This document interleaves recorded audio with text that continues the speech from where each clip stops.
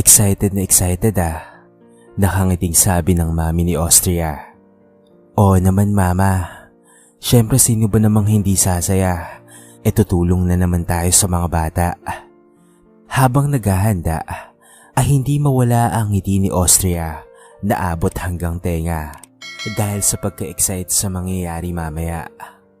Hindi lang dahil makakatulong na naman sila sa mga bata, kung hindi dahil na rin makikita na naman ulit niya ang isang binatang nakaagaw sa kanyang atensyon.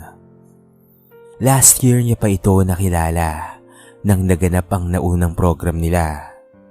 Hindi niya alam kung bakit, pero nang makita niya ang lalaki, ay bigla na lamang siyang natigilan na para bang ito ay mayroong kapangyarihan at talaga namang ito ay umagaw ng kanyang pansin. Nang matapos sa paghahanda, ay dali-dali siyang nagtungo sa banyo at saka naligo. Pagkatapos ay nagbihis siya ng magandang damit na sa tingin niya ay mas lalo pa siyang gumaganda at mapapansin na talaga siya ng binata. Mapapansin mo na kaya ako sa suot ko ngayon? Sana nga lang mapansin mo na ako. Maganda naman ako mapait, mayaman. Ano pa ba ang kulang sa akin? Pagsasalita ni Austria habang nakaharap siya sa salamin. Matapos ang pag-aayos sa sarili, ay patakbo na siyang lumabas at sumakay sa kotse. Ano, ready na ba tayo? Nakangiting tanong ng kanyang mami. Opo mami, tara na po. Masaya at excited na sagot ng dalaga. Napansin niyang nilingon siya ng kanyang kapatid na lalaki na nasa kanyang tabi at para bang ito ay nagdududa na sa kanyang ikinikilos. Anong tinitingin-tingin mo dyan? Nakanguso niyang tanong. Palagi ka nalang ganyan ate, pag darating ang araw na ito. May crush ka ba ron? Tanong ng kanyang kapatid na mabilis na pinatahimik ng dalaga. Shh! Ano ka ba Axel? Wala akong crush. Masaya lang akong makakatulong na naman tayo. Ikaw ba? Hindi ka ba masaya? Aniya. Umiling ang bata na ikinakunot naman ng noo ni Austria. Ayoko dun. Sobrang init, walang aircon. Saka ang dudungis pa ng mga tao dun. Ang mga bata rin sobrang kulit. Kunot noong pag-amin ng kanyang kapatid. Diba may friend ka naman dun? Ano nga ulit name niya? Pagsasalita ni Austria. Si Charlotte. Hindi ko naman siya friend. Siya lang yung biglang lumapit sa akin. Tapos nakipaglaro, sabi ng kapatid. So hindi mo ba siya gustong maging kaibigan? Kunot noong tanong ng dalaga na tinanguan naman ng kanyang kapatid. Sobrang dungis niya. Para ring hindi siya nakakapagpalit ng damit ng ilang taon. Agad namang nanlaki ang mga mata ni Austria dahil sa narinig niya na salita mula sa kanyang kapatid. Hoy ba dyan Axel? Kahit wala pa siyang ligo, mabaho o madungis, tao pa rin sila kagaya natin. Kaya dapat marunong kang rumispeto. Huwag mo na ulit siyang sasabihin. Bad yan, saway niya sa kanyang kapatid. Pero ayoko sa kanya. She's so ugly. Nakahalokip-kip na saad nito. Kaya tinignan ito ng masama ng dalaga. Axel, tama na, nakakasakit ka na ng tao. May otoridad na sabi ni Austria. Kaya napatahimik na lamang ang kanyang kapatid at pinili na lamang tumingin sa bintana. Matapos ang isang oras na biyahe, ay nakarating na sila sa kanilang destinasyon. Agad na nagsilapitan ng mga tao sa kanila na para bang alam na kung sino ang paparating. Nang makalabas si Austria sa kotse, ay agad na nagpakita ang magagandang ngiti ng kanyang mga mata. Ate Austria, nandito na si Ate Austria. Masayang sigaw ng isang bata, kaya agad na nagsilapitan ng mga ito sa dalaga. Agad na inilibot ng dalaga ang kanyang mga mata at agad rin siyang napangiti nang mahagip ng kanyang mga mata ang binata na bahagyaring napalingon sa kanya, ngunit agad rin itong umiwas ng tingin. Naka-fitted sleeveless lamang ito habang basang-basa na ng pawis. Busy rin ito habang nagpapala at nagmimix ng mga semento. Napalunok na lamang si Austria nang makita ang pawis na pumapatak mula sa matangos na ilong ng binata. Para bang gusto niya itong punasan at bigyan ng tubig. Maya-maya ay halos mapatalon sa gulat ang dalaga nang bigla siyang hawakan ng kanyang ina. "Okay ka lang ba, anak?" Nag-aalalang tanong nito. Okay lang po ko, Mami." Mabilis niyang sagot at nilingon muli ang mga bata. "O mga bata, may dala na naman kaming mga toys, school supplies at masarap na mga pagkain para sa inyo." Masayang anunsyo ng dalaga. Kaya nagsigawan naman ang mga bata dahil sa sobrang tuwa. Hindi nagtagal ay sinimulan na ang programa at kasalukuyan na ngayong kumakain ng mga bata, habang si Austria naman ay nagbibigay pa ng mga pagkain sa ibang mga magulang hanggang sa napalingon siya sa mga construction workers at akma na siyang magbibigay sa pwesto nila. Kinakabahan man ay lumapit pa rin siya dito, kaya naagaw niya ang mga atensyon nito. Hindi agad nakagalaw si Austria nang makitang nakatingin na rin sa kanya ang binata. "Hello ma'am," bati ng isang trabahador.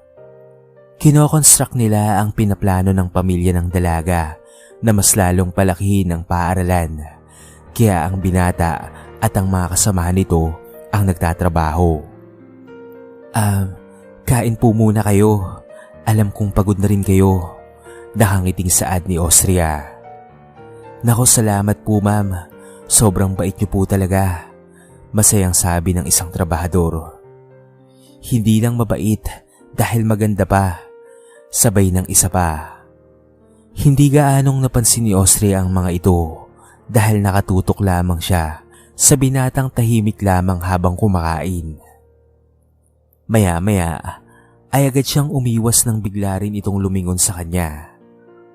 Mabilis na lamang siyang napatayo at nataranta. Sige, kain lang kayo ha. Kain lang kayo ng mabuti," sabi niya at patakbo nang lumapit sa mga bata. Nang matapos ang programa at makapagpaalam, ay akma na sanang papaandarin ng kanilang kotse nang bigla na lamang itong tumigil.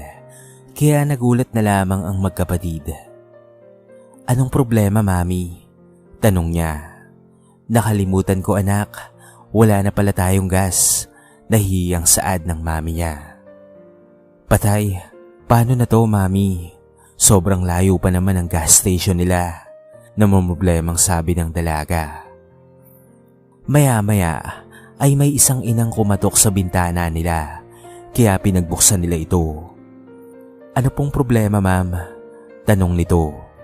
"Nay, naubusan kami ng gas. Saan ba tayo pwedeng makabili ng gas?" "Naku ma'am, malayo pa.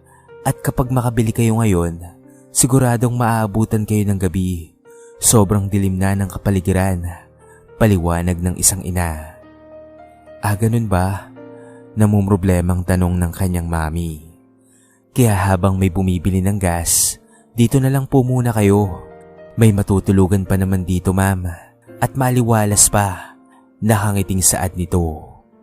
Nilingon ang dalaga ng ina na dahan-dahang tinanguan naman ang dalaga. "O sige, sure po ba kayong kakasya pa kaming tatlo sa inyong tahanan?" Natatawang saad ng kanyang ina. Nagsimula na rin silang lumabas muli sa kotse at sumunod sa isang ina na tumulong sa kanila. Nang makapasok sa bahay, ay nagulat na lamang si Austria sa kanyang nakita. Nakahiga sa upuan ng binata na halatang pagod na pagod galing sa trabaho. Maya-maya ay ginising siya ng ina nito, kaya bahagya na naman silang nagkatinginan. Pansamantala dito muna sila. Naubusan kasi sila ng gas. Napatangu-tangu na lamang ang binata at tumingin muli sa kanila. "Maupo na po kayo.